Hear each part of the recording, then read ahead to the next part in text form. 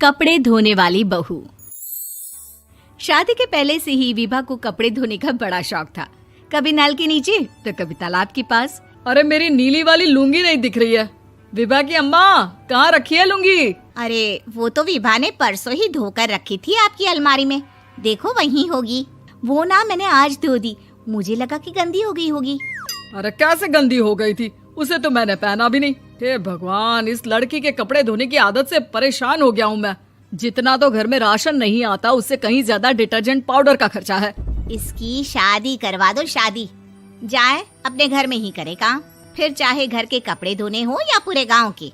हाँ ठीक बोल रही हो, देखता हूँ मैं कोई लड़का। वो दिन भी आ जाता है जब विभा को देखने लड़के वाले आ जाते हैं। लड़की मुझे अच्छी लगी। होने वाली सास कहती है, बेटी अगर कुछ पूछना है तो पूछ लो। वैसे तो हमारी लड़की बहुत ही शर्मीली है, जो बोल दो वो मान लेती है, इसे क्या पूछना होगा। अरे कैसी बात कर रही हो माँ, मुझे इन लोगों के घर रहना है, सवाल तो कई है। हाँ हाँ बेटा, पूछ लो ना, क्या पूछना है। आप लोगों के घर कपड़े कौन धोता है? सास का मुंह बन जाता है। देखो, अगर तुम ये कहना चाहती हो कि तुम्हें कपड़े धोने नहीं आते तो सुन लो, कपड़े मैं ही धोती हूँ, लेकिन तुम्हारे आ जाने के बाद मैं रुमाल तक नहीं धोऊंगी। अरे चुप रहना भाग्यवान, बहू बेचारी घर आई नहीं, उसे डराना शुरू कर दिया। वो क्या है ना बिटिया, अभी तक तो ये कल्लू की माँ ही धोती थी, लेकिन अब तुम्हारे पापा तो दहेज में वॉशिंग मशीन देंगे ही। तभी विभा की माँ बोल पड़ती है, सवाल भी पूछा तो क्या। वैसे भाई साहब, मशीन की तो फिर भी कपड़े धोने की कैपेसिटी होती है। मतलब जो बिटिया दे रहे हैं ना विभा, इसे कपड़े धोने का बहुत शौक है। ये आप लोगों के क्या, आस पड़ोस गांव मोहल्ले सबके कपड़े धो दे और उफ तक ना करे। बाहर देखा नहीं आपने कितने कपड़े सूख रहे हैं? सब हमारी बिटिया ने ही तो धोए हैं। बस भी करो ना माँ, शर्म आ रही इतनी तारीफ सुनकर। और तो और एक दाग निकाल कर दिखाओ तो मान जाऊं। हाँ अच्छा, माफ करना बेटा, मैंने गलत समझा। हमें तो रिश्ता बहुत पसंद है। और ऐसे जुड़ जाता है रिश्ता कपड़े धोने का शौक रखने वाली विभा का। उसकी शादी हो जाती है कोयला फैक्ट्री में काम करने वाले कल्लू के साथ। शादी के बाद अचानक विभा चिल्लाती हुई सास के पास आती है। सासू माँ, अरे सासू माँ कहाँ है आप? ये तो धोखा है, धोखा दिया आप लोगों ने मुझे। इसे ससुर के चक्कर के बारे में पता चल गया। अरे तो उसमें तुझे क्यों धोखा मिला है? अरे नल में पानी नहीं आता, कपड़े कैसे कब धुलेंगे?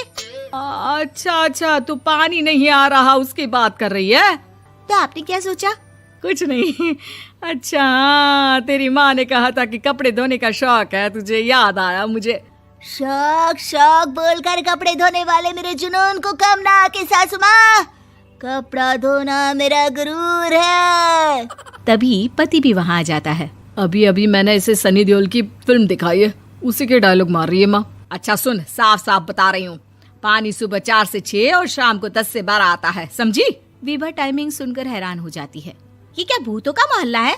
सुबह 4 बजे उठकर कौन कपड़े धोता है? 4 बजे टंकी में पानी जाता है, फिर सारा दिन धोना ना, किसने मना किया? अरे कैसी बात कर रही हैं? 200 लीटर की टंकी में कितने कपड़े धो लूंगी मैं? सुबह ही उठ जाऊंगी मैं। अब क्या था, विभा सुबह 4 से लेकर रात के 12 बजे तक कपड़े ही धोती रहती। एक रोज सास पड़ोस से निकलकर कहीं जा रही होती है कि साथ वाली कहती है, हाँ कल्लू की माँ, जरा ये बताओ कि 2 साड़ी है, 2 ब्लाउज और एक पेटीकोट और एक नाड़े वाला लंबा कच्छा। हाँ तो? अरे तो क्या, कितना लोगी धुलाई ये बताओ। धोबन दिख रहे हैं हम क्या? हमारे पति सरकारी नौकरी से अभी रिटायर हुए हैं और बेटा सुपरवाइजर है कोयला फैक्ट्री में। धोबन समझ रखा है हमें। हाय रे कल्लू की अम्मा, माफ कर दो, वो तो मोहल्ले में यही सब बता रहे थे कि तुमने बहू को कपड़ा धुलवाने के काम में लगा दिया है। सास को पड़ोसन की बात सुनकर गुस्सा आ जाता है। वो घर पहुंचती है जहां घर के बाहर ही इतने सारे कपड़े सूख रहे होते हैं जितने कि किसी धोबन के घर पर। अरे ओ कल्लू की दुल्हन, बाहर निकल। माँ जी यहीं आ जाओ, बाथरूम में चादर धो रहे हैं हम। अरे अभी हम धोते हैं, तुमको बाहर निकलो। ये आस पड़ोस वाले बोल रहे हैं कि हम बहू से कपड़े धुलवा कर उसे कपड़ा धोने वाली बना दिए हैं। अरे छोड़ो ना माँ जी, किन लोगों की बातों में आती हो?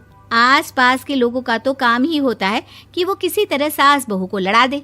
बहू सारे घर के कपड़े धोती है, ये क्या कम है? बोलिए। सास को भी लग जाता है कि वो बहू का ये सनकीपन नहीं छुड़वा सकती, इससे अच्छा है कि खुद ही चुप हो जाए। एक रोज सास और बहू मंदिर जाते हैं, जहाँ सास की साड़ी वहाँ खड़ी भीख मांगने वाली से मिलती है। माँ जी क्या बात है, आपकी साड़ी उस भिखारन से कितनी मिल रही है ना? हाँ हाँ देखो तो, दोनों की साड़ी मिल रही है। क्या बात है कल्लू की अम्मा, तुम खुद को तो अफसर की बीवी बताती हो और ऐसी सिंपल सी प्लेन साड़ी पहनकर घूमती हो। सिंपल और प्लेन नहीं है ये साड़ी। तो क्या सोने के धागे से फूल बने हैं? कुछ भी सासू माँ, कुछ भी। हाँ बने थे इस साड़ी में सोने के धागे से फूल। मेरे पति लेकर आए थे मद्रास से स्पेशली मेरे लिए 10,000 की। ताहे भाई साहब इस भिखारन के लिए भी सेम टू सेम साड़ी लेकर आए होंगे 10,000 की। सास उस वक्त तो कुछ नहीं कहती, लेकिन बहू के साथ घर आती है और अलमारी से एल्बम निकाल कर लाती है। ये साड़ी देख रही है, ये वही साड़ी है जिसे मैंने अभी पहना था। इस साड़ी में ये जो चमकदार फूल दिख रहे हैं ना, ये सोने के धागों से काढ़े गए हैं। लेकिन तू लोकल वॉशिंग मशीन ब्रश से घिस घिस कर सारे फूलों को निकाल कर साड़ी प्लेन कर दी। मुझे माफ कर दीजिए सासू माँ। और तो और, जब मैंने तुझे तेरी गलती के लिए कुछ नहीं कहा, लेकिन तूने तो सबके सामने मेरा मजाक ही बना दिया। क्यों? बहू को समझ में आ जाता है कि अब से उसका कपड़े धोना बंद।